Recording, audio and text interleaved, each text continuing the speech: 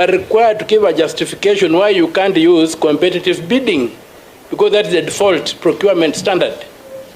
You are supposed to justify why you can't use competitive bidding. So I would like to inform you that competitive bidding is superior and the default position in procurement. So when you want to deviate from that, you must justify. Of all the procurement methods you have given, the law does not require you to say why you can't use direct procurement, why you can't use whatever request for proposal. It requires you to state why you can't use competitive bidding. Because even in Article 227 of the Constitution, Clause 1, you have to procure in a competitive manner.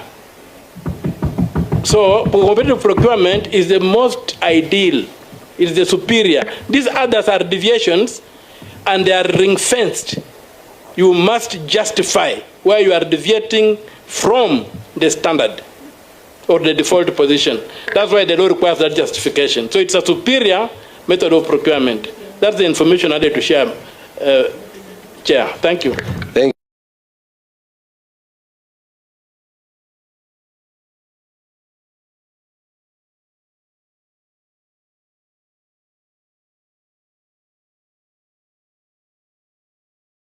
Actually, before you convince the Attorney General to sign the concession, you have to prove that you have complied with the law.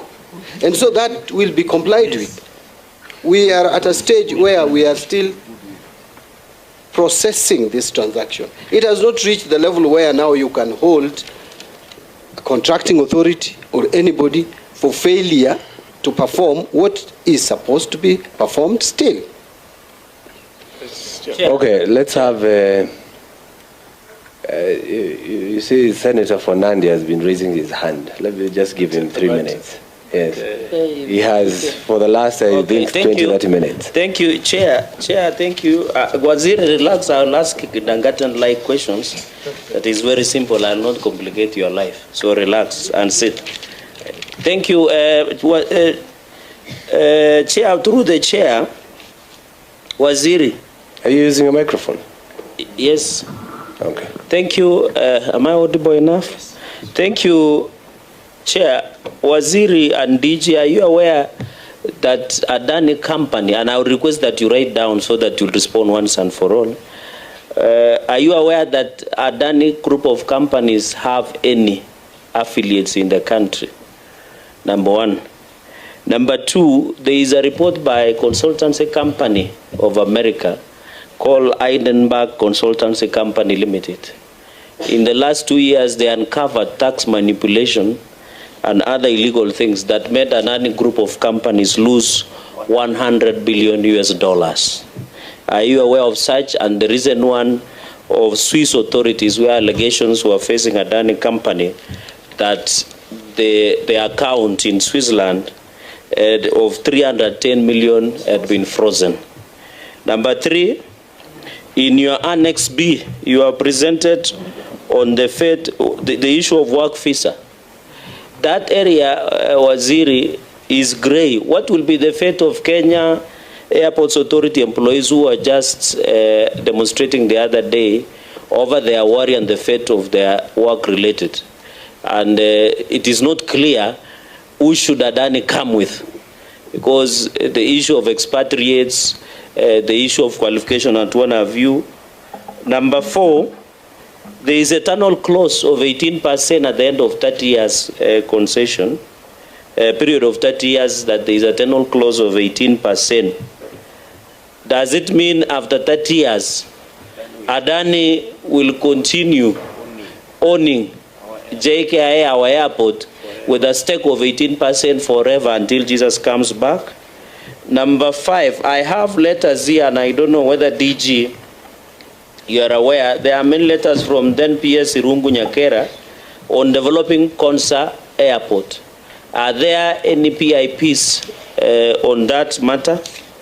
The sixth, Chair, I have seen most of the correspondence have the former Minister of Roads, Kipchumba Murkomen. There is the former MDK, Alex Kitari, and former CS of National Treasury, CS Ndungu.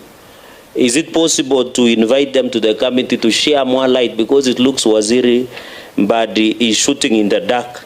Is it possible to have them, including what was happening in Dubai, under the guise of other things? So is it possible, so that we can get the correct version? Let us have, and I want to advise, yes, Mbadi, we know you just came the other day.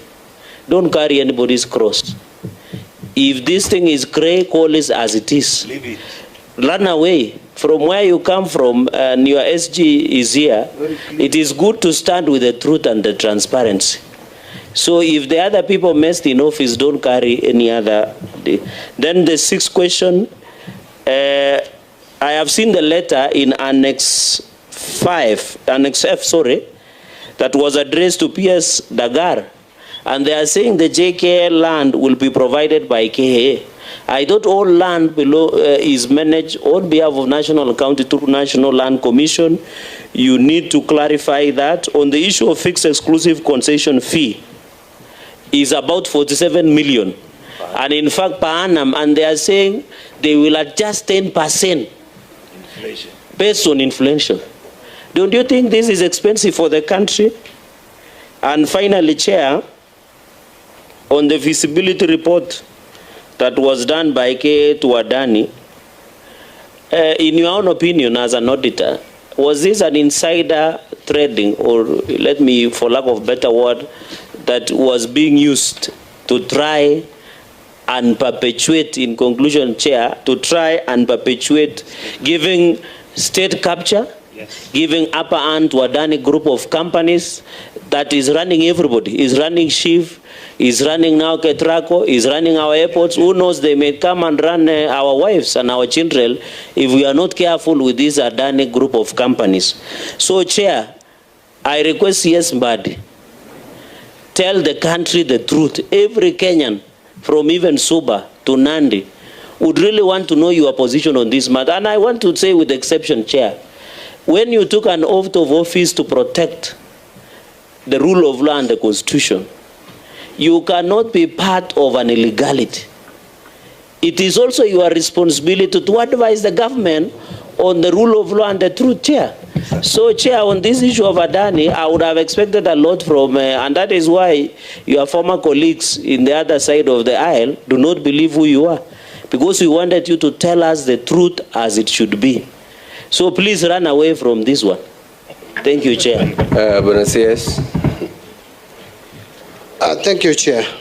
Chair, whether Adani has affiliations locally, I have no idea. I think I will later allow my DG, who has interacted with this a lot, to tell us if he's aware of any affiliation, local affiliations, though there is nothing really wrong with having local affiliates, if you ask me, if it is procedurally done and made public. American consultant making allegations, I have no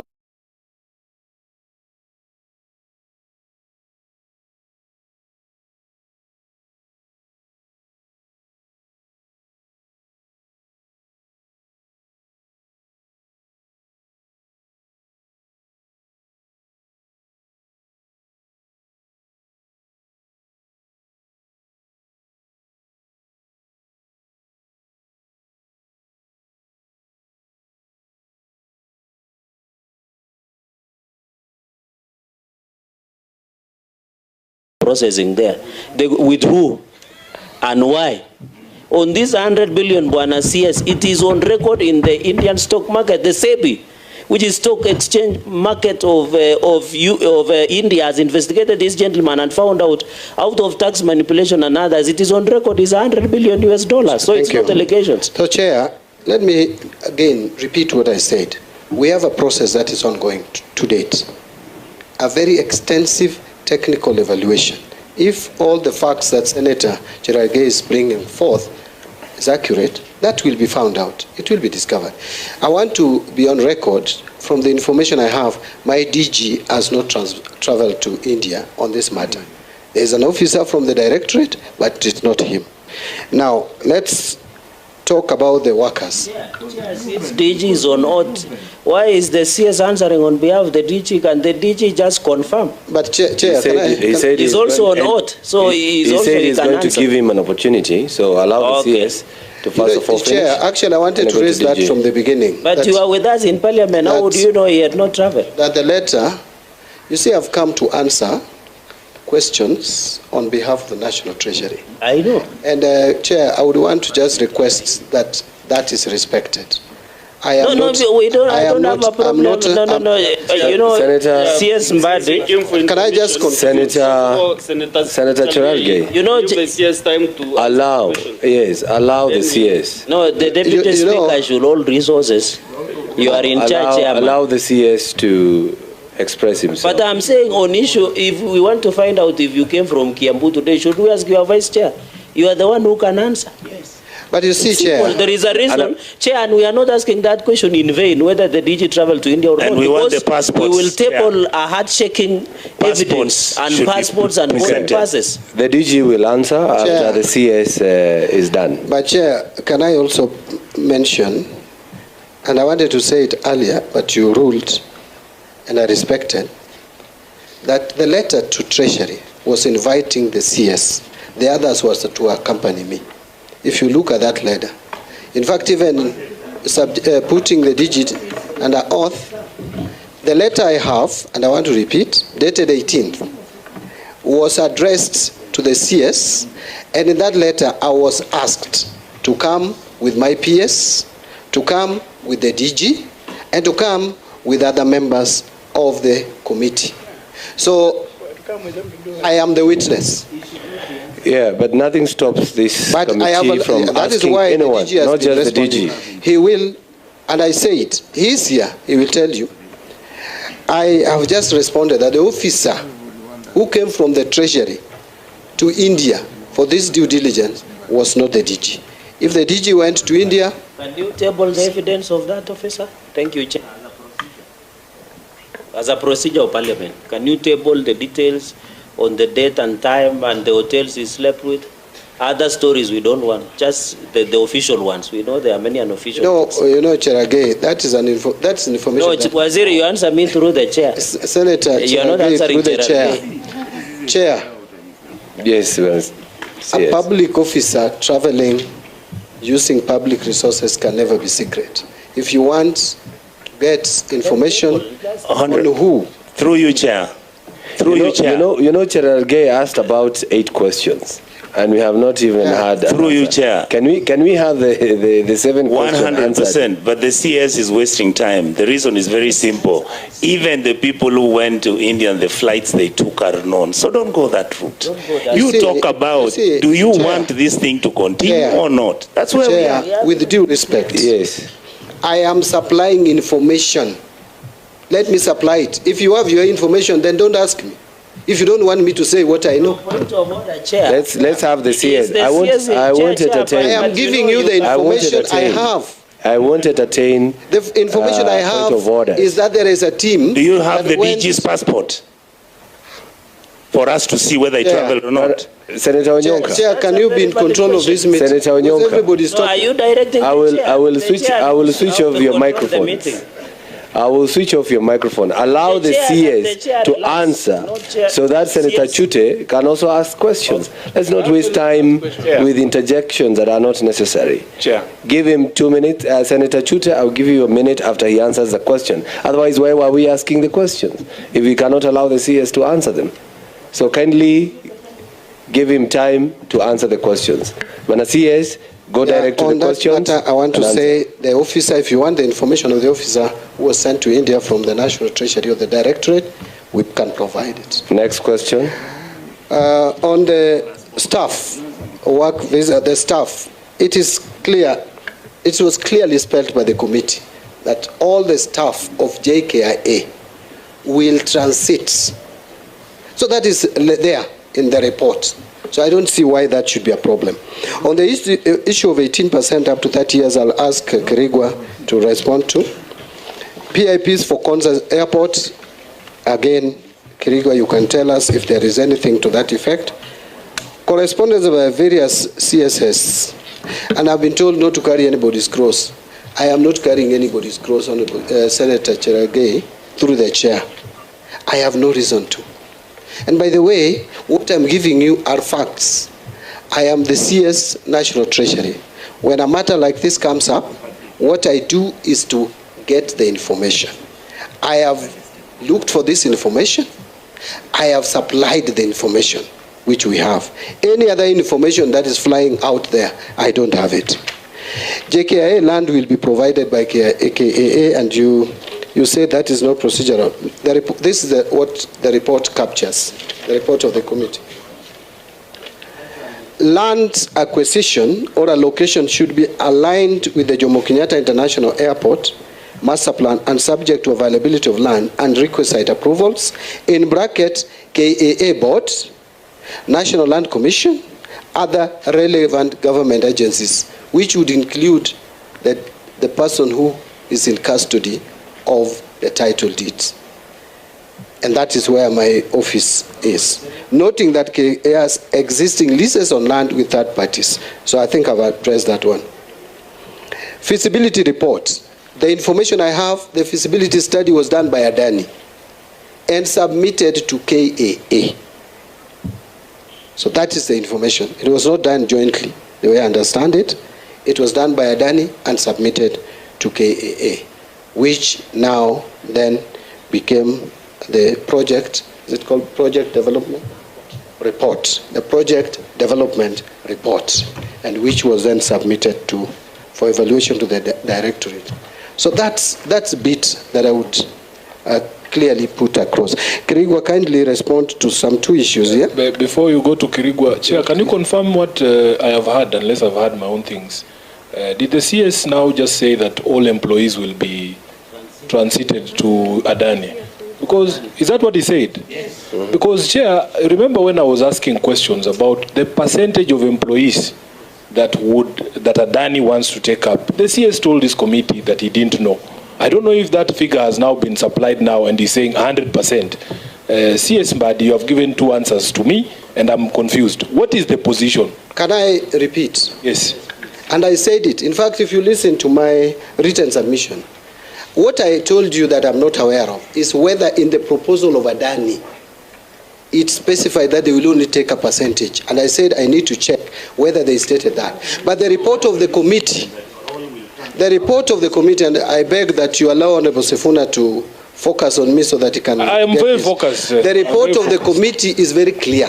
Point of information. 100%. In fact, the committee has recommended that before this matter progresses further, that Adani must ensure and commit and confirm. And I want to repeat it. I want to repeat the report. The PPP committee also directed that the following should be addressed in the concession agreement. It is page 12 for my submission. D, that the contracting authority, Kenya Airports Authority, should ensure that current employees of JKIA are onboarded by the concessionaire on priority basis and on better terms. Further, that the concessionaire gives preference to recruitment of Kenyan nationals in all positions. So I'm not giving two answers. What the answer that I gave you about not knowing the percentage is when you asked me that Adani had proposed a percentage. Yeah, I so said CS, I didn't have that. You're confirming as a CS for National Treasury, you have not read the proposal from Adani. You don't know what is in there. You know, let me tell you, Chair, I really even don't need to read the proposal of Adani. Because how can you say that, Honorable CS? Actually, the CS Treasury has very limited role. The only thing I am doing is to look at the procedure, how it is followed. And my directorate has looked into this matter, has found gray areas, including that issue of staff.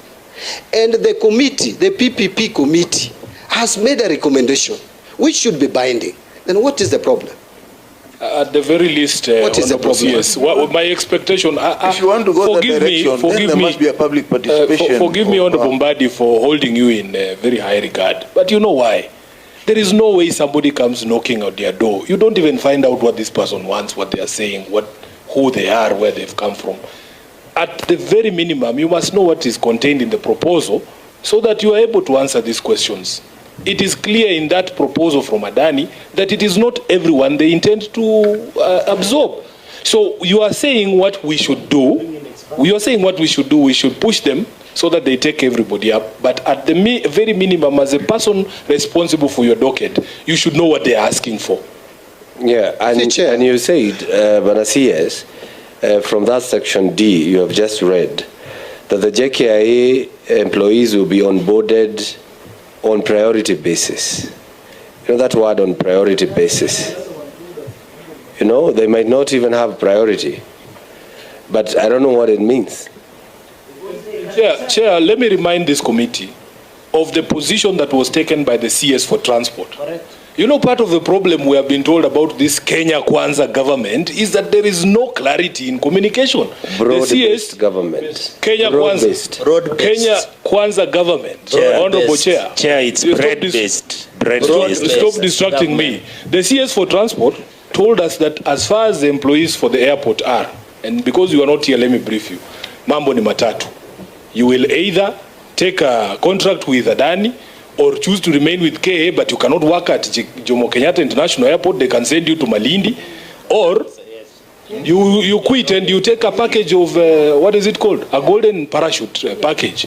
So, Honorable CS Mbadi, this is why we were insisting that even though we know the oath of secrecy in the conversations at Cabinet, what we want is coherence in communication of government policy and the position. So which one are we supposed to take? The CS Treasury or the CS Transport? And also the CS Transport told us that if we cancel this deal, we are not going to lose any money. But you mentioned we are going to lose money.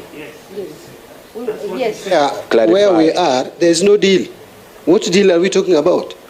As far as I'm concerned, there is no deal. This is a process.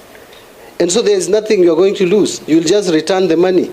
Chair, which money? Let me just put it. With the public uproar, why don't you recommend to be cancelled? Leave it. Leave it. Walk away from it. Let me just put this. If it works or works like a duck, it's a duck. Chair, the smell is skunk. Why are you rooting for Qatar? No, I'm not saying I'm Qatar. No, Chair, can you withdraw? Yeah, good question. Get one even from Uganda. Get one from Uganda. You can get one from Ethiopia. Yes. Let me put it this way. Chair, this is the corruption we don't want. Yeah, can I just? We don't know even where Qatar is. Can I just respond to this issue? Let's have the CS. Let's have the CS. And the PS withdraw that part of Qatar. Chair, let the CS talk about the employees. Can you withdraw first? What? For saying we are lobbying for Qatar, you didn't listen to No, I almost asked the same question. Yes. So I almost asked that question because I don't know why we are throwing names here and others. So just give your response. Chair, let's temperature has not rise. Let me come back to it. The issue of employees. There is no inconsistency, Chair. You cannot take all the employees of KAA to work if they don't want to work. That is why it is said they will be onboarded on priority basis. And then, if you look at this document we call heads of terms, it's very clear that during the interim management period, the JKIA employees will remain employed by the grantor.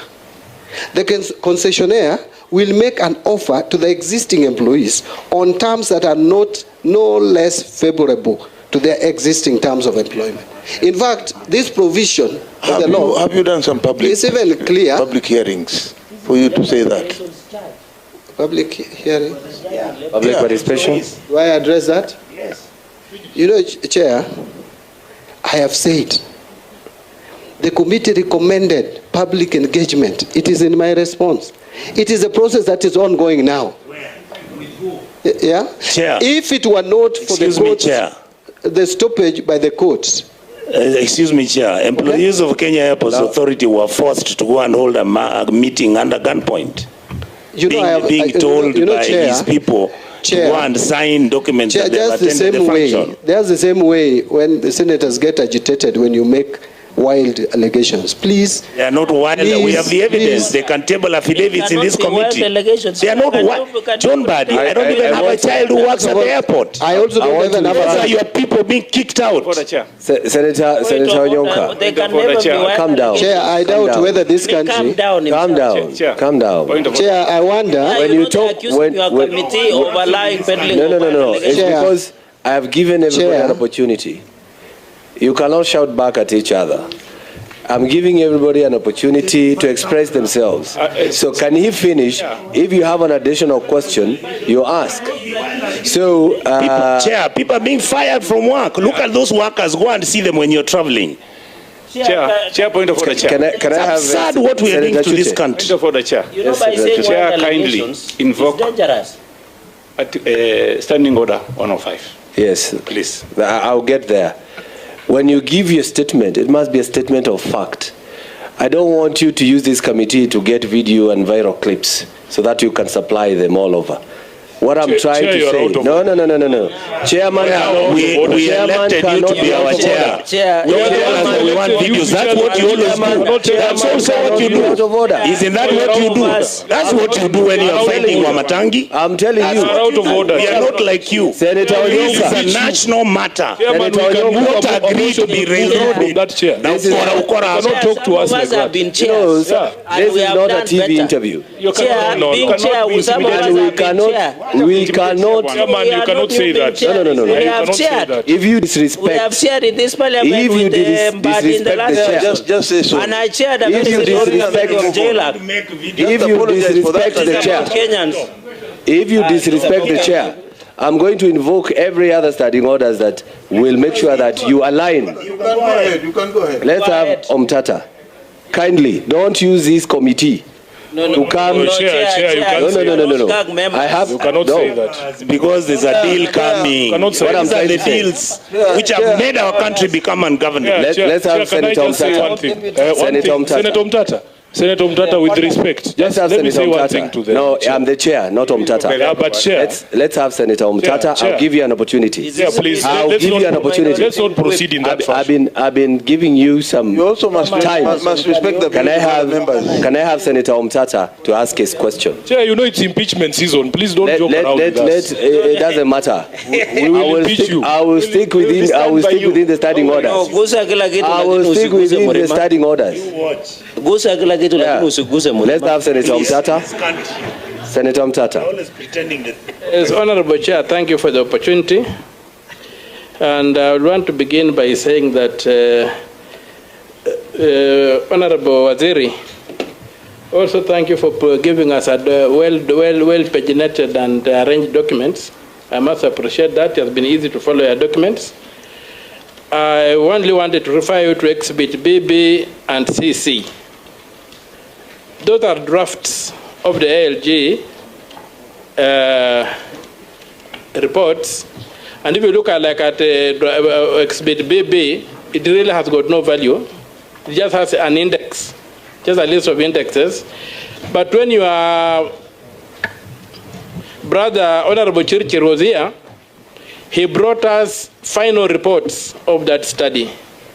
So I don't understand why you brought us drafts when your brother brought us final copies of the reports on which I had wanted to ask you questions, but you brought drafts that are not really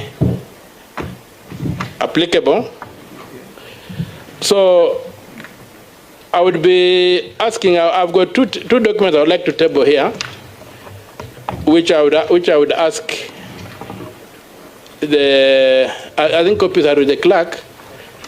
There's a dispatch from the cabinet, that's issue number 8 of 2024, and there's an affidavit that was filed by Adani in High Court Judicial Review case number E199 of 2024.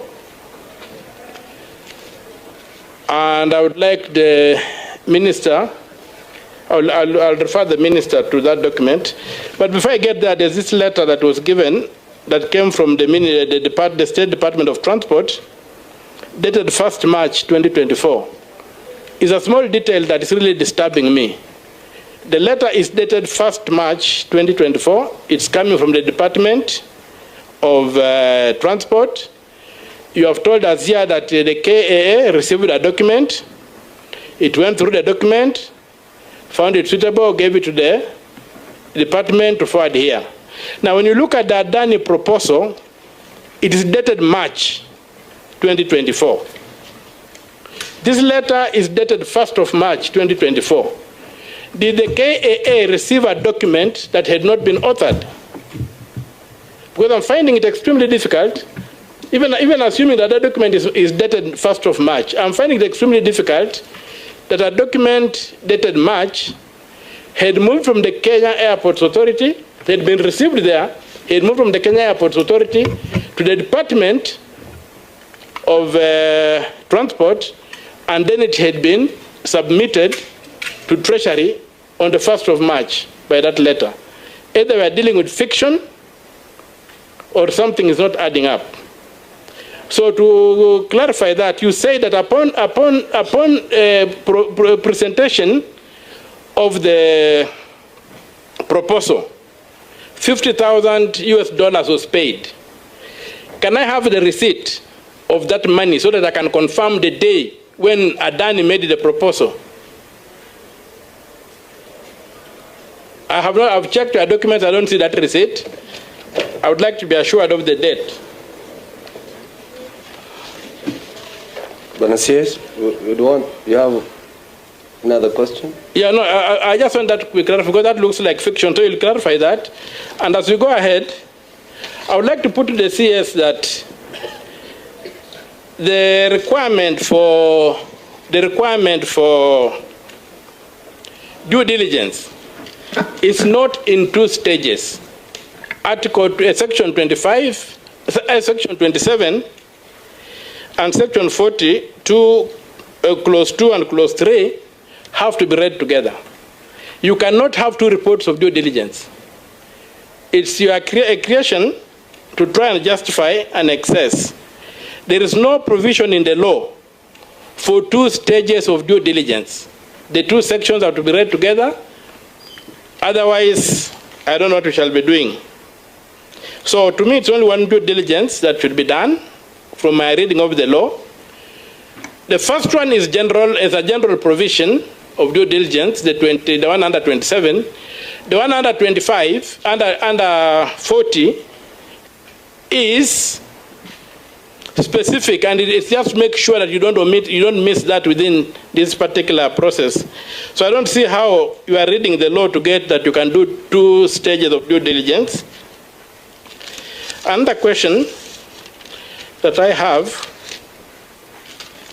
is on in this, when you look at the item you have brought in as the Adani, which is also what the proposal, that is exhibit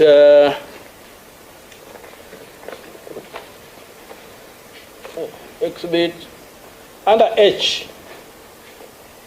and I. I would like to walk you through that document by the Adani group. And one of the questions is, I want you to show me where in that document Adani is giving Kenya even 1 cent, and whether Adani is an agent of the government of Kenya or an investor, or whether Adani is a broker who is looking for investors, and whether we are walking the same route we walked to the SGR, where it proposed that it was going to head the money, then it said it was going to look for investors. Then at the end of the day, we ended up with something called government to government through the Exim Bank of China. So I want you to show me in this document that you brought where Adani is giving Kenya 1 cent. Forget about the billions you're talking about. Or whether Adani is presenting itself as an agent of the government of Kenya to put together a consortium of financiers. Also, as we go, I want to refer you to, I've looked at this document, I didn't have much time, I've looked at the document. I want to refer you to page page 5 of the document, and you will see my concern there. That's the third paragraph, the last line of the third paragraph. It says, the proposed project will be financially financed by Adani airports to cover short, medium, and long-term goals through suitable debt and equity as highlighted in detail in this PIP. Now, when you begin going through the detail of the PIP, I think it's when you go to page 37,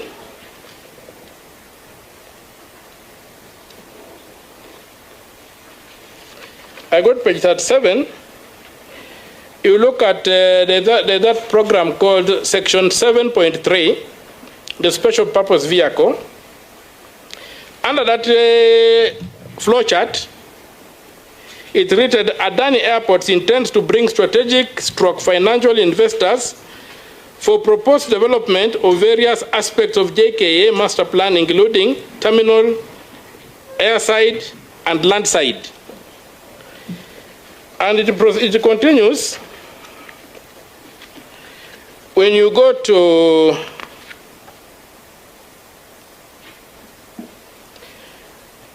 paragraph 47, page 49, there's some, that's I think the first, second, third, the fourth paragraph is headed Robust EPC Contracting Process. Bullet 1, we would implement value for money initiative with engineering, procurement, and construction EPC contract. We would prioritize reputable contractors with a track record in large infrastructure construction. We would tie payments to milestones and project completion, ensuring accountability. So, we're talking of other contractors whom Adani will bring in. When you got the second bullet is equally important, but for time I'll read the third bullet. Strong supplier-contractor relationships in the realm of airport development. Our contracting process stands as a testament to our commitment to excellence. We meticulously engage with major contractors renowned for their expertise in large-scale airport infrastructure projects. Our approach prioritizes partnerships with reputable contractors, ensuring seamless collaboration and exceptional project outcomes. Payments are tied to project milestones and staff. We are repeating that. When you go to the next page, robust capital management, that's point 3 on page 50. They talk of we propose to negotiate favorable terms with lenders, including interest rates and repayment schedules, and leverage the airport revenue potential to source competitive financing terms.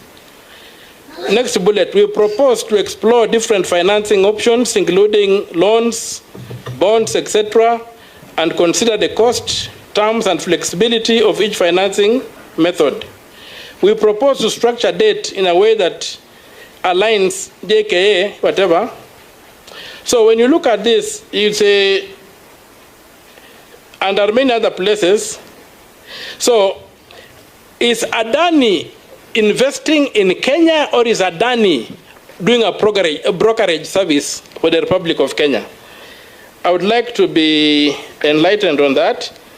When you go to page 56, you look at something called direct agreement stroke substitution. It says GOK, that's Government of Kenya, to enter into direct stroke substitution agreement with the lenders. Then they require land for free of encumbrance and what have you.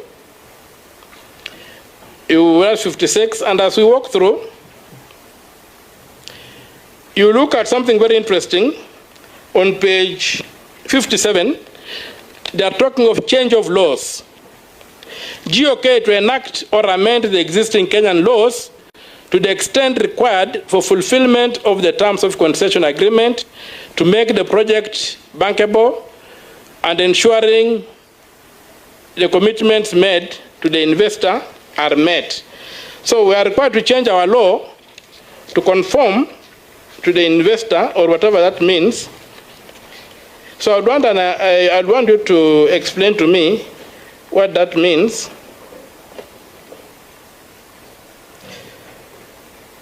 And as we go through, I want also to point you out to another issue that I found disturbing. There is KAA on page 56. KAA to issue sublease to concessionaire of land for the purpose of development of commercial real estate. What has a commercial real estate to do with a construction of an airport? And then, of course, the next one also talks about transferring those licenses.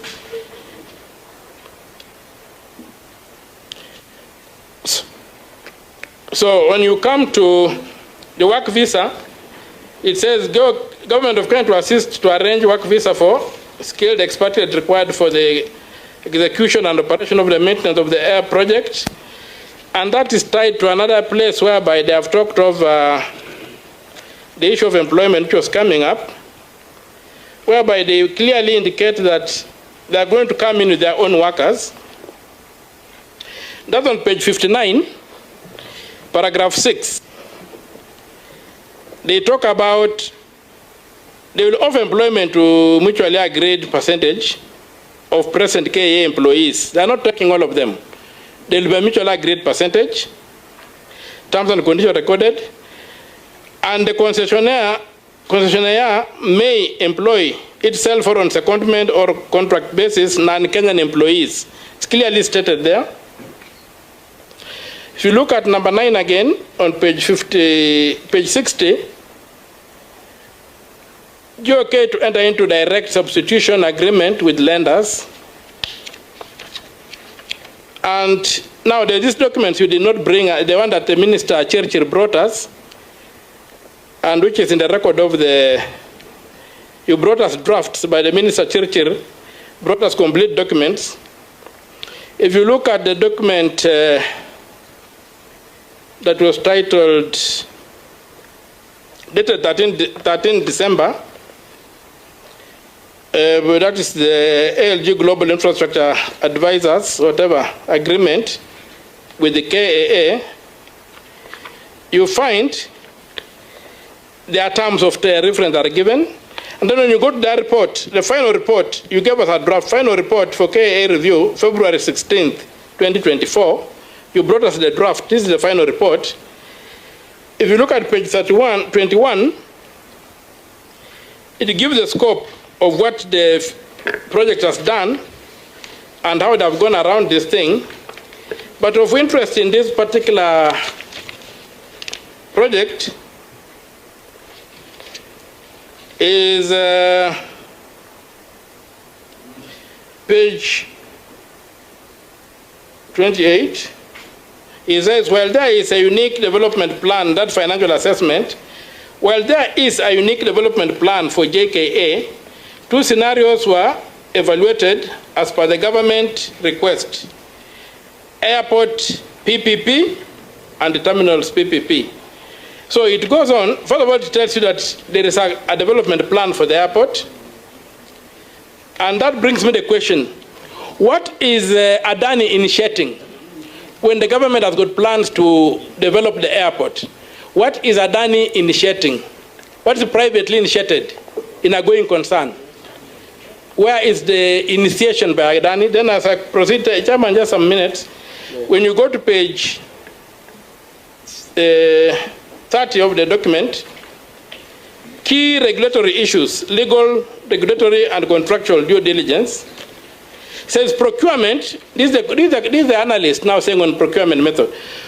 On procurement, it says the regulatory framework applicable to PPPs in Kenya is generally clear and provides for sufficient flexibility in order to organize an open tender process compliant with the best international practices, brackets, which is the procurement method by default under the PPP regulations, and is our recommended approach. The preferred tender process is to be confirmed with the KAA and the government. So the evaluator is recommending an open tender system to identify the procurement. And then the last issue is about the Director General. The Director General, from the information I have, I did some search on him, and the information I got is that he had been appointed as the Deputy Head of Mission in Washington, D.C. What is he still doing here, and what is he gatekeeping for? Why has he not gone to his new appointment? Or has that appointment been cancelled? Number two, when you look at... Senator, summarize so that... Yes, I'm summarizing. Be able to answer. I'm summarizing. You know, they brought a lot of documents in a short time. So, I would like to refer to ask the Director General, did the Evaluation Committee conduct a mandatory market testing prior to deciding the suitable procurement method? Because you are required to procure the market trade. So did you do a market testing? And what is involved in a market testing that is required under PIP? Then you go to the heads of terms, which are essentially negotiated aspects of the PPP transaction. They have already been signed. When you look at that document, there are signatures of two people on every page. They have actually signed. I wouldn't expect to have signatures on a draft document. They have actually signed. What does that mean? And then when you come further to, there's already a company that's privately, that has already been incorporated. And that is that affidavit I've given you. If you look at paragraph 9, the Adani group acknowledges that they have incorporated a company to deal with this program. And you know that under section 68, that company can only be incorporated after the agreement has been signed. So if you're having a company and you're telling us the agreement has not been signed, are you operating outside the law? Or are you operating within the law? Look at paragraph 9 of that affidavit and what it says. Finally, I would like, and the company is known as Infrastructure PLC. I've given, at the end of that document that you have been supplied, at the back is the CR12 for the company. It indicates who the directors are. We have done that due diligence and been able to extract this from the Registrar of Companies. So the company exists. So you cannot tell us, Your Honor, that the contract has not been signed when the procedure in law says that such a company is only incorporated after the contract agreement has been signed. Now the very last issue, another section 68 requires that. The very last issue is the question of the dispatch from the cabinet. When you look at the dispatch from the cabinet,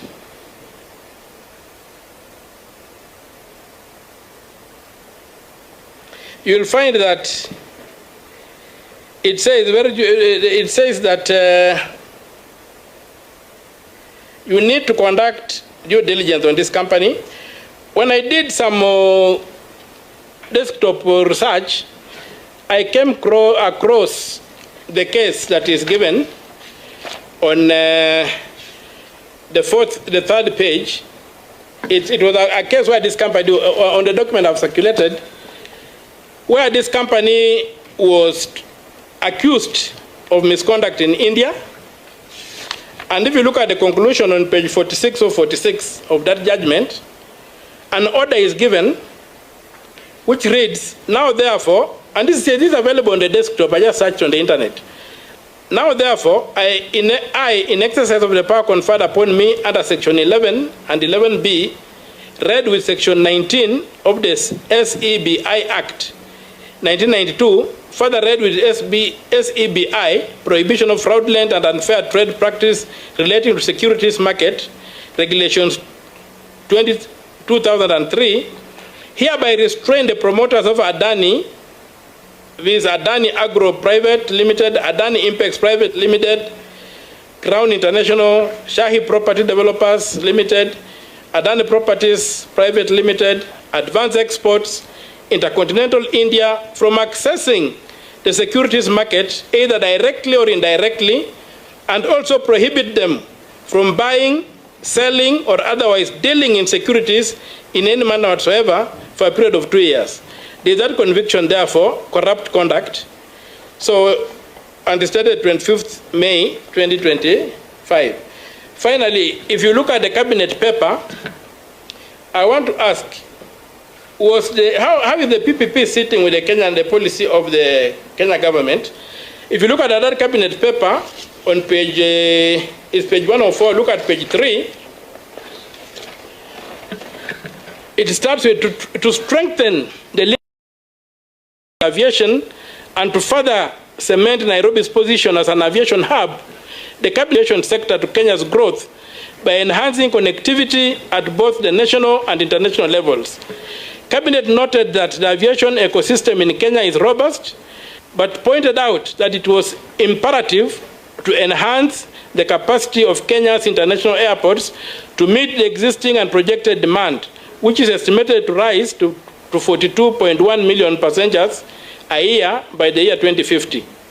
Cabinet also considered and approved Jomo Kenyatta International Medium-Term Investment Plan that includes the upgrade of the passenger terminal, runway, taxiway, apron, and airslide facilities in keeping with the global aviation trends. Now, when you look at what the cabinet approved, and this thing is dated 11th of June 2024. That's after the Adani proposal had come. You realize that the Adani proposal is totally outside the national policy in what it is proposing to do at Jomo Kenyatta. So how do you reconcile that? And if you look at section 25.2 of the Act, section 25.2 of the Act, under the national agenda, only one new terminal at Jomo Kenyatta International Airport with an additional capacity of 20 million passengers and upgrading that to a permanent facility was planned. So, how do you meet the requirements in Article Section 25 of the PPP Act, which requires that the proposal must be, the PPP proposal must be aligned with the national policy? When you see very clearly that the policy the Cabinet approved on 11th June, after Adani had submitted their proposal, is totally smaller than what is in the proposal of Adani. So is Adani a government on its own, or is Adani going to obey the government of Kenya and what the government of Kenya has projected for Jomo Kenyatta? And are we really dealing with the PIP in these circumstances, or are we dealing with something else? So those are my questions to the minister, and the time was too short for us to interrogate this for me to interrogate these documents at a deeper level. That's what I was able to do in the 15 minutes the chair gave us, and maybe I may not have been very clear in what I'm trying to say, but those are the anomalies I would like the minister to clarify so that we can see if we can move ahead, and also why this thing cannot be stopped when the section he gave us, I think it was section 43.11, whereby you are required, if the thing is Ibonoko, you are required to call it off. And why you cannot call it off, given that a review by this committee is basically pointing to a situation whereby you are dealing with a fraud. Yeah. Thank you. Senator, thank you very much. You did your own research within the 15 minutes. That's very impressive. But as yes, you have the opportunity. Chair, the issues raised by Honorable Mutata, mouthful. I don't know whether it would be practical to answer all of them, but what I'll do is I'll answer the general ones and leave the specific ones to Chris Kirigwa, the DG of the Directorate, to address. Let me start by addressing, and I understand the frustration of members, Chair. Frustration of members is coming about because this process is still ongoing. If this process probably could have been complete, a lot of the issues being raised now would be answered with, would get definite answers. But let me try to answer. On the issue of... I would like to reject that approach, because the law is very clear that the PPP proposal comes as a complete package. There are no stages for anything else. Just look at look at section 40. So the document is supposed to be so comprehensive. So you are trying to lead us outside the law when the law is very clear that the proponent, because it is somebody proposing, he's saying he has got the money, he wants to do something for you, so that he wants to grow his capital as you also benefit. So he cannot come with a system whereby, again, the government is investing in it and doing all that. We look at the proposal he has given us, and it's a single proposal, and the structures in the law are very clear. So my brother Mbadi, I think you are taking us to the law as it ought to be, the way Honorable Sifuna said, and not the law as it is. A PPP comes as a complete package under Section 40. It has to be comprehensive. And you see, right. I was referring to the process. PIP proposal is the beginning of the process. So the process is still ongoing as we speak. And that is why we are even here to discuss whether it has been complied with in terms of evaluation and assessment. On 1st March 2024, we got a letter from the Line State Department of Transport forwarding the PIP proposal by Adani, which was received by KAA. That proposal is dated March. I would have only had issues if we received it on March 1st and it was dated April or May or any other date. Since the date was not in the document and it was indicated March, we can only conclude, or the directorate could only conclude, that it was done on 1st of March, and then the forwarding was also done the same day. On due diligence, I want to persuade the Senator to seat Senator Omtaa I know he is entitled to his own interpretation, but I want to persuade him to agree with me that there are two due diligence that have to be conducted.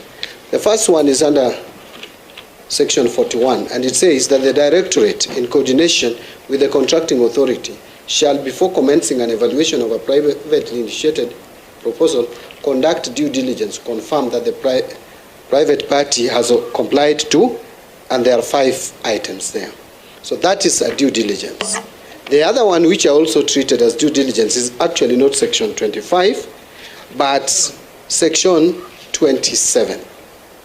Section 27 says that a contracting authority intending to enter into a project agreement, now it is talking about the agreement with a private party, shall, before the execution of project agreement, confirm that the private party has A, the financial capacity, B, the relevant experience, C, the relevant expertise, which now includes where you are going to, and you talked about another contractor being brought in. Those are supposed to be evaluated at this stage of Section 27, and then satisfied that legal, social, and environment due diligence parameters prescribed by the Directorate are complied with. So this is what I was calling another due diligence, which is presently supposed to be conducted, why not for court case. Now, on the issue of Adani Group and payment, as far as I'm concerned, there is concession fees, which I think was supposed to be negotiated. It's in the report, negotiation report, and a figure of 50 million USD per year is mentioned. And I think that's much more than now what KAA is making. Now, on strategic investors, maybe just clarify, that 50, that was it from operations, or was it money being brought in to be invested? My concern was where in that document is Adani bringing money into the Kenyan economy. You see, Chair, unless maybe I'm not getting Honorable Omtata's question, what I was addressing is what are we going to get once this project is executed? Every year there's an annual concession fee. But now I'm not talking about paying running of the airport, splitting what is earned. I'm saying as an investor coming in, not operating our airport, but as an investor coming in, what is Adani, and then where in this proposal is Adani bringing in money into the Kenyan economy?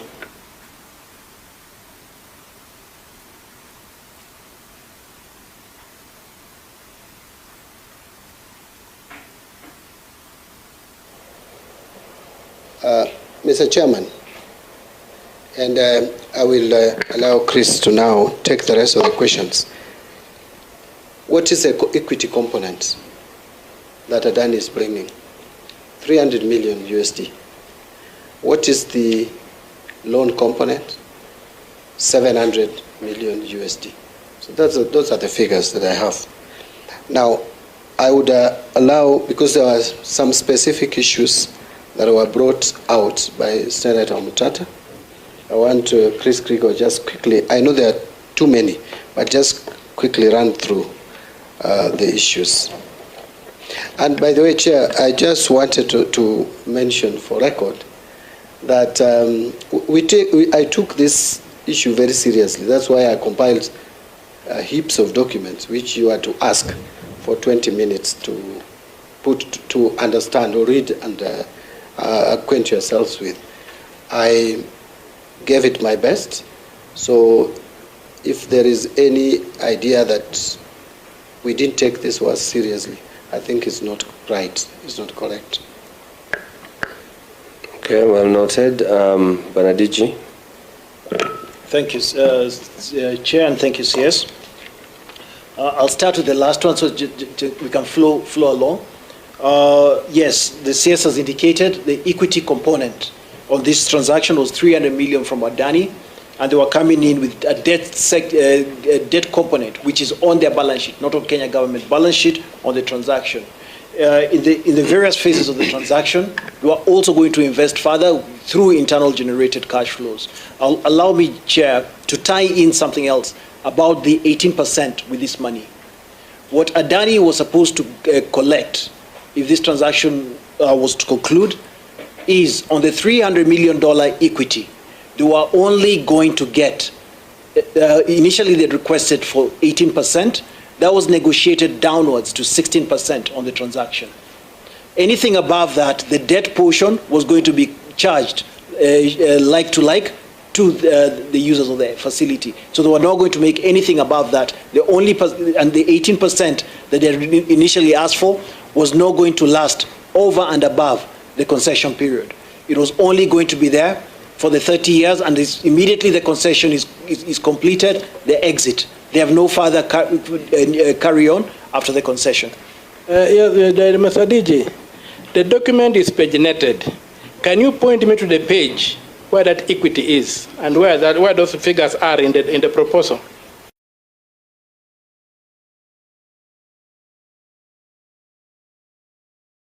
Yeah. Through the chair allowance, I'll get you the exact location of where you get that amount. I'll share it with you just now.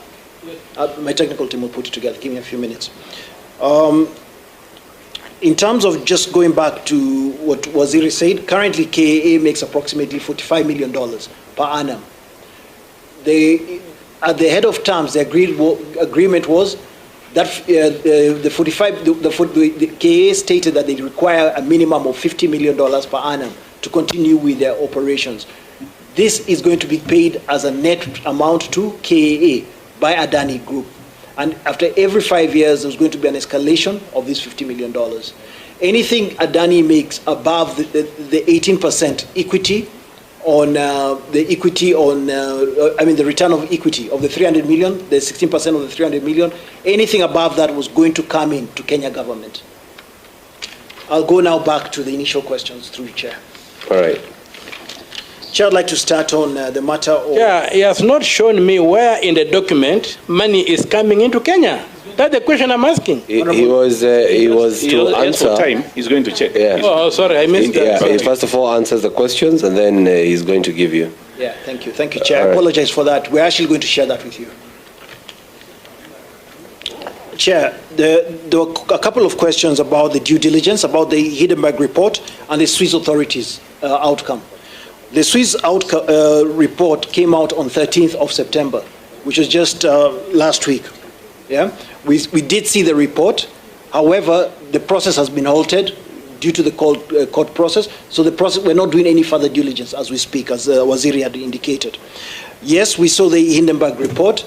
However, the Hindenburg report, the further due diligence was going to capture any findings which were going to either allow us to proceed or stop the transaction. So that due diligence was going to be taken care of in the detailed due diligence that CS has touched on. I'll say CS has touched on heavily on the staff. I don't think I need to touch on that. I've touched on the 16% and the 30-year. The Konza airport development, Chair, I do confirm, we have not seen and we're not in sight of that. Dubai involvement, there were comments made by some members about Dubai involvement. I confirm not to have engaged with Adani in Dubai. Neither have the only period we've engaged on Adani on this matter was 100% on the JKI transaction, and those discussions have been held here in Kenya. Chair, in terms of also just to clarify to the committee, I have never traveled to India on a matter of JKIA. I have traveled to India on other matters, but no meeting on JKIA. Chair, the matter that about insider trading of Adani, I confirm I am not aware about any insider trading of Adani. Well, I've attached the judgment to make you aware. And just like maybe final through the chair, on the document I shared, the document I submitted, the fourth page of that bundle, the bundle about the cabinet, dispatch from the cabinet, there's annexed there. Number 14 airports operating under PPI in the country. And it's instructive that we have got Ahmedabad, Mumbai, Jaipur, Thiruvananthapuram, Guwahati, Lucknow, and... Where are you reading, Senator? Where? On this document I brought. If you look at the extract I've highlighted in there, you will see the airports. There are factors there, but these are the airports under Adani. If you read the document, I'm just summarizing it. If you read that document, it shows that all those airports are making losses. So when you talk of Adani coming to make profit in Kenya, I don't know what informs that. Because the airports are running in India, from a study from the Indian Civil Aviation, it has listed those airports as making losses. And this is a document I downloaded from the Civil Aviation website of India. So I don't know how, when you talk of Adani coming to make profit in Kenya, what informs those kind of statements or those kind of expectations? Chair, thank you, Chair and Honorable Omtaa. I'd like to confirm this, Honorable Senator. I am not indicating that Adani will make any profits in Kenya. I've not given that indication, and I'd like to confirm that. What we did as a directorate, we received the PIP. And when we received the PIP, we did process it. But allow me just to go through the full sequence, Honorable, through the Chair. You'll get more details. I've taken a number of your questions once Waziri has not cited. And finally, you are standing. You are supposed to be in Washington. What are you doing here? I will answer. It's part of the things. I have not. All right, got a lot of summarize. You know, the sugar levels are going down. I understand. I understand. I'll go very fast. Because it's 7 p.m. I'll go very fast. In terms of the SPV, what we have picked up was just recently registered on 30th of August. We are not aware about that as a directorate or either the evaluation committee. I can confirm from the Treasury. We're not aware of that. That SPV, that was the one you cited. In terms of change of laws, yes, they had requested for change of laws, but we indicated to them during the negotiation that that was not acceptable. We cannot predict that the government will change a law due to a transaction. So that was clearly indicated to them. On the land lease also, it was indicated to them that that will need to be managed separately between Kenya Airports Authority and Adani. That was not part of this transaction. It was out of scope. Waziri has touched very well on the employment. I will not touch on that.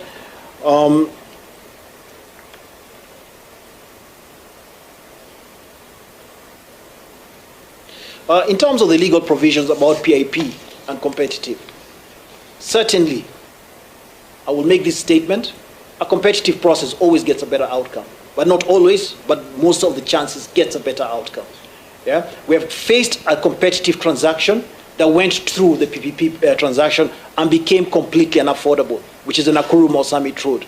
That transaction was actually cancelled, not by the contracting authority, by us at the Treasury, where we saw that the cost the cost to use 175 kilometers on a small car was going to be 1,500 shillings, and we stopped it. We shared the advice based on affordability and value for money.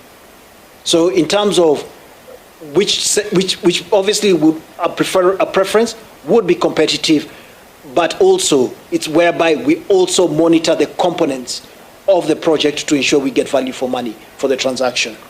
I think DG on the Nakuru Mao Road, I think we don't have the data, and we don't know that you did due diligence when you are doing the procurement, so we may not be able to use it as a standard to gauge the viability of competitive bidding versus PIP. The question about this PIP is this a PIP? What is being initiated? Yes. This is a PIP. Confirm that. Honorable Chair, the Honorable Senators asked me about my appointment as Deputy Ambassador in the US. Yes, I was appointed. We've not finalized in terms of my terms. I was appointed in Treasury in 2020 December, and I was appointed as the Deputy Head of Mission in Washington, D.C. in March of this year. And since then, a lot of discussions have been ongoing, and I've not yet formally accepted my appointment. And the reason for this is purely because the terms which are presented do not match my existing terms. Have you rejected the appointment? I am hoping they will fix my terms, Honorable Senator. There's a letter that went out to them. I think it was 2 weeks ago. I think that's okay. The last, you have a minute? Yes, I'll finish. Yeah. Thank you. I'll finish within a minute. Market testing, in terms of, did we conduct a market testing on this transaction? The answer is no, but we know from market that there's a significant market interest for airport PPPs. A number of parties, including banks, development finance institutions, have come to us and indicated that there's a lot of interest in Jkia. And also, following the letter that we received from the State Department, they had also received quite a bit of interest on Jkia. A market testing is conducted through a market survey, yeah, either by visiting potential proponents or potential investors. We didn't do that. The PIP initials on the heads of the initials document you're talking about, it's the heads of terms. Yes, that is not a binding document, but it's initialed by both KAA and Adani.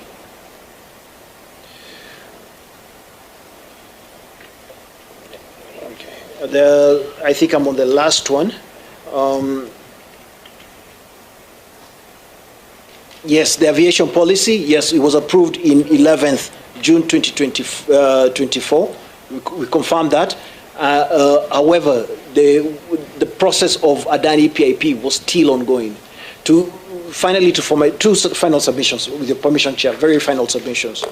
For any PPP project to work, you need to do a detailed feasibility study, and the contracting authority needs to spearhead that from the onset. Yeah? And that's why, if you look at part of the submissions, we had indicated when we showed the different procurement methods that are available for an airport concession. The letter dated 9th September, which is on your folder, indicated to KAA all procurement methods available and what they need to do to undertake those procurement methods. Chair, with your permission, lastly, there's some comments which have been made, and I'll talk about it, which is on self. I'm a career professional banker, came into government to provide public service. I have done a number of project finance transactions, syndicated loans, and I have not benefited on a personal capacity on this matter. I submit. Thank you. Thank you very much. Senator Chute, I think you're the last one, so that we can come to a conclusion. Chair, thank you very much. I know we are all tired, and I want to have a few questions, and straightforward questions. And Chair, the behavior of our fellow senators earlier was not good at all. And they wanted to ask many questions. We were here. We also wanted to ask some questions, very specific ones, and we couldn't get an opportunity. Having said that, Bwana Chair, I want to first of all congratulate the CS for the good work he's doing. And I know he's been doing well for this country as also minority leader, and also as CPAC chair.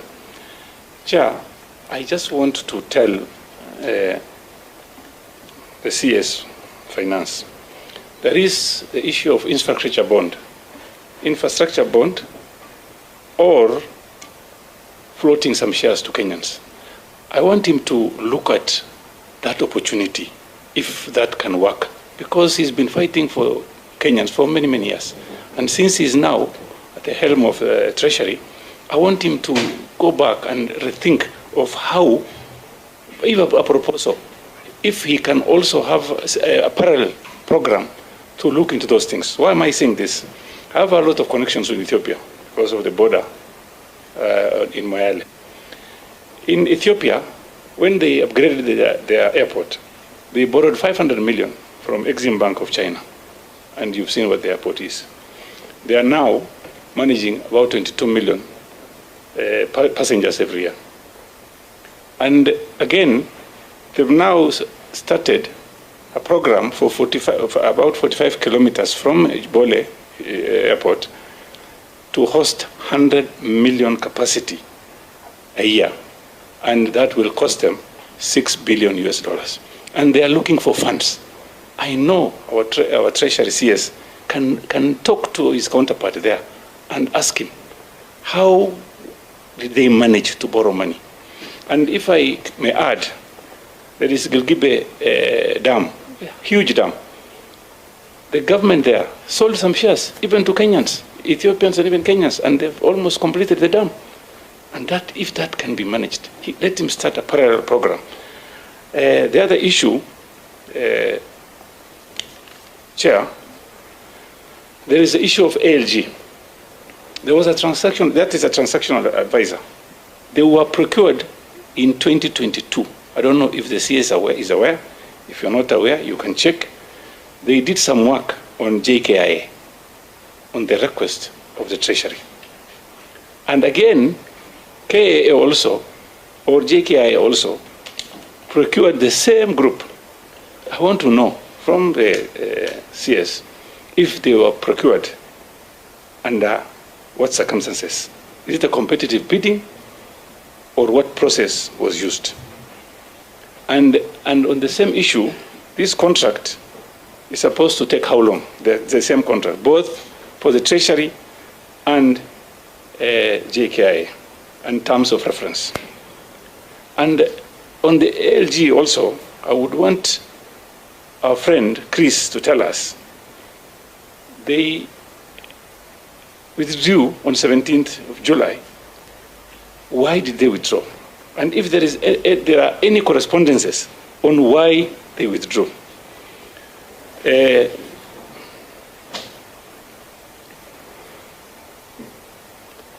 other issue raised by Senator Omtaa on the issue of Chris being appointed head of mission in Washington.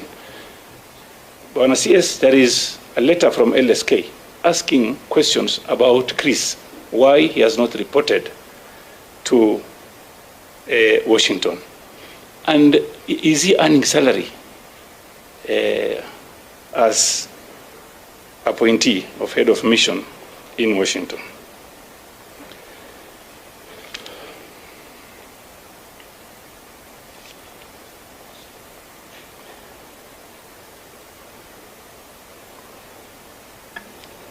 You're done? No, just one.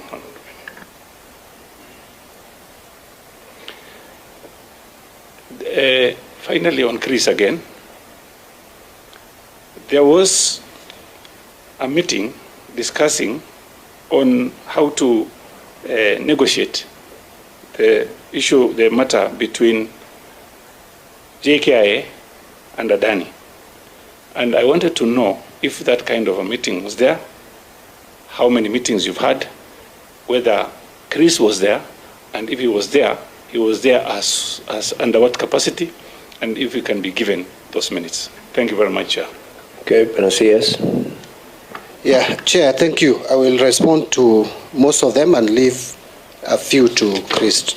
And I want to thank Senator Jkia for what he has just observed. Chair, I want to, with all due respect, again repeat that I respect and take the work of the Senate very seriously. Probably, maybe my absence in the Senate last week gave a wrong impression, but that one, when I appear before this plenary, I will be able to explain. Maybe my former colleagues thought that that was out of not regarding the work of the Senate seriously, and probably interfered a bit with this meeting to some extent, but I will explain that when I come before the plenary. I want to just respond to a few issues. Number one is the senators clearly stated that if we could consider and maybe work on issuance of infrastructure bond, which is a very good method of financing or getting funds to finance our infrastructure. Unfortunately, Chair, where we are, the fiscal space is not there. Actually, our debt to GDP ratio is at 67% plus, and yet it should be no more than 55. In fact, we have committed that by 2028, we should lower the debt to GDP ratio to 55%. So taking a huge project of this magnitude on any kind of borrowing is not sustainable in our fiscal space. That is the reason why now we have to look for other off-balance sheet methods like PPP to get our airport done. Yeah, I talked about floating shares also, floating shares. Floating shares, yeah. I think, okay, well, that should be considered. Now, on joint venture, I want also to mention that, yes, it is true that Ethiopia is doing very well in the region. And that is why one of the reasons I want to plead, whatever we do as a country, whatever we say, it is important that we develop JKIA to meet the standards. Otherwise, we'll lose the regional hub that we have built. Actually, we have started losing to Ethiopia, and it's not good. We will even lose to Rwanda very soon. So it is important that no matter what we do as a country, there must be some motion towards ensuring that we develop JKIA. We cannot continue with business as usual. On ALG, procured twice. It's true, it was procured in 2022, but that time it was supposed to help us do aviation policy, to work on the aviation policy, and it was competitively done through the National Treasury. Point of order. Yes. Bwana CS, I have a report that says that they were given two things to do, on the issue of aviation and also JKIA. I have even copies of the documents. Yeah, so it was about the investment plan and also JKIA. But now the last one, which is 23-24, was direct to KAA. And this was procured by KAA to do feasibility study. And this was a direct procurement. As to whether it was done correctly, I think that's something we can interrogate. Again, Chair, I asked about Treasury also in 2022. Was it procured a direct procurement or a normal process has been taken? The 2022 one was competitive. That's the information. Yeah, can we get competitively done? Yeah, we can get that information, but the information I have is that it was done competitively.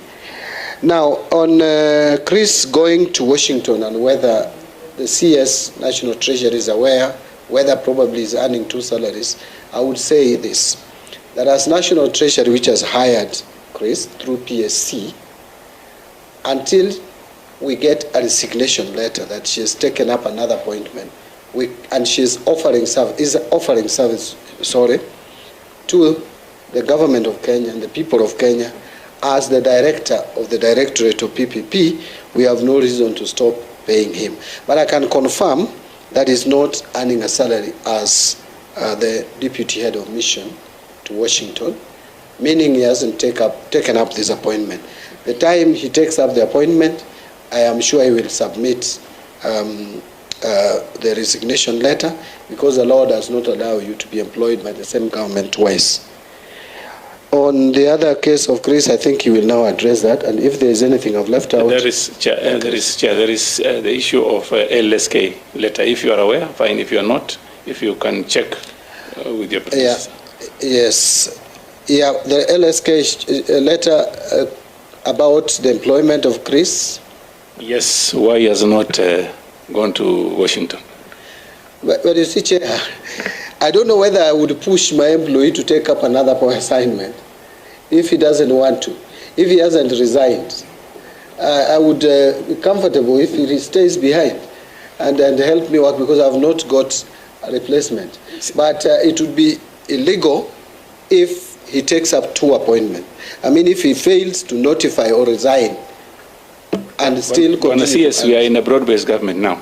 If he has rejected that offer, somebody from your area can be. Anyway, I would want, maybe the only point I would make is that Chris should finalize negotiation quickly with the appointing authority regarding his terms, so that another Kenyan, because Kenyans are complaining of unemployment. Yeah. I think it should not take inordinately too long to make up his mind. But that I would make as a general comment.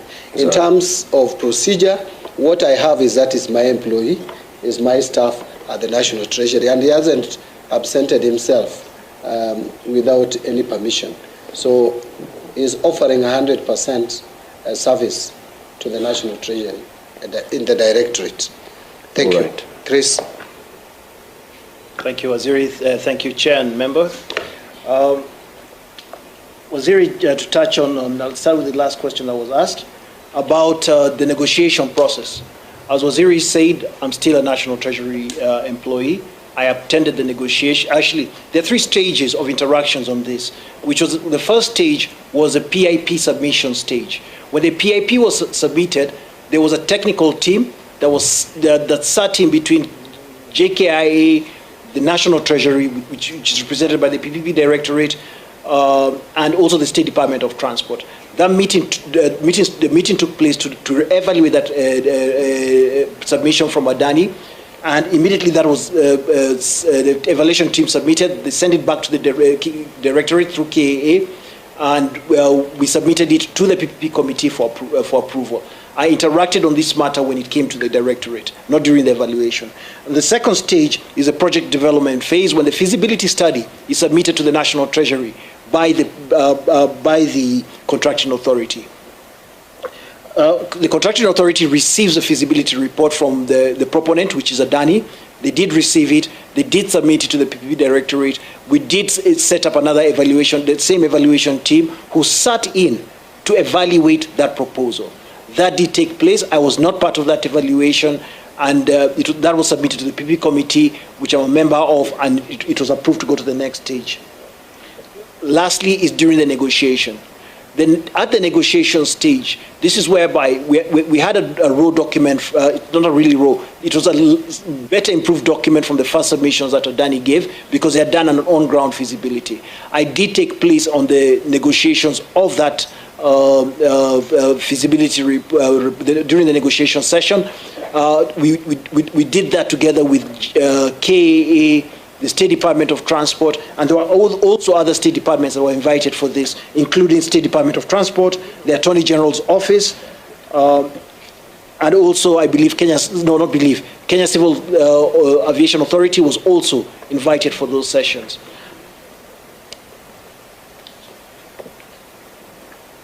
Lastly, I confirm what my Waziri has said. I do not receive two salaries. I only receive 1 salary, and I'm here to serve the country. Thank you. Chair, there is a question they've not answered on the ALG advisors. They quit on 17th of July. Why? And do you have any correspondence, if you have a copy? You're absolutely right, Honorable Chair. Through the Chair, Honorable Member. Senator, they did quit. What happened is we're having an engagement with ALG, and ALG mentioned to Kenya Airports Authority and gave them some reasons. We never received any communication, the formal communication from ALG. We had requested for it from KAA. We've never seen it to date. And I can confirm this, we were not party. We were not party of contracting ALG. We were only party of contracting ALG in the aviation policy that was completed in 2022 through a competitive process with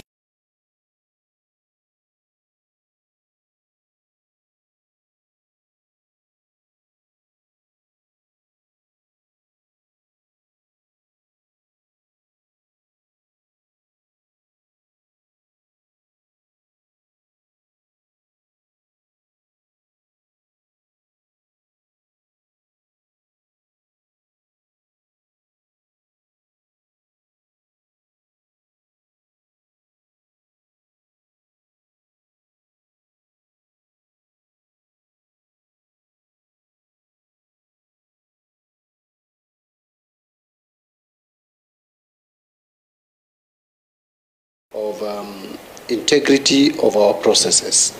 And it's something that I cannot sit here and deny that it doesn't happen.